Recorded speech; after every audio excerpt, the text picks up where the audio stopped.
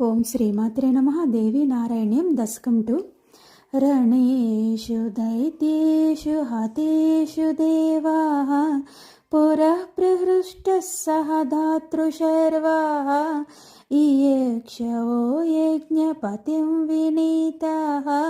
ప్రపేదిరే విష్ణుమనంతవీర్యం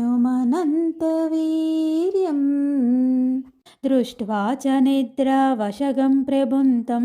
ఆదిత్య చాపాగ్రసమర్పితాస్యం ఆశ్చర్యమాపూర్విబుధా న కోపి ప్రాబోధయత్తం ఖలు పాపభీత్యా హరేస్తదాని అజసృష్టవమ్ర్యా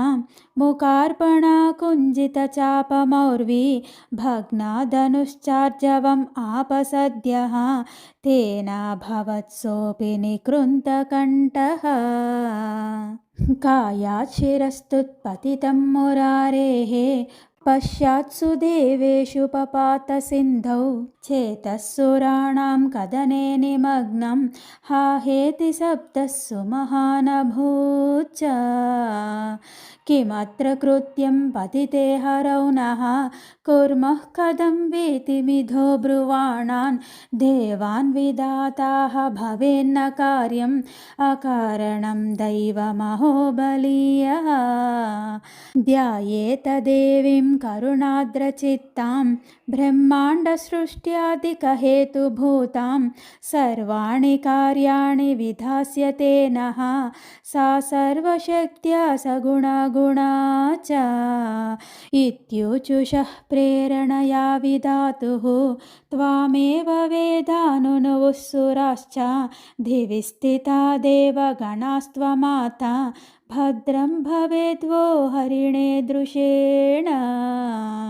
దైత్యో హయగ్రీవ ఇతి ప్రసీదః మయైవ దత్తేన వరేణ వీరః వేదాన్మునిశ్చాపి హయాస్య మాత్ర వద్యో భృశం పీడయతి ప్రభావాత్ దైవేన కృత్తం హరిశీర్షమద్య సంయోజ్యతాం వాజిశిరోస్య కాయే తతో హయగ్రీవ తయా మురారిః దైత్యం హయగ్రీవమరం నిహంత త్వమేవ ముక్త్వా సదయం తిరోదః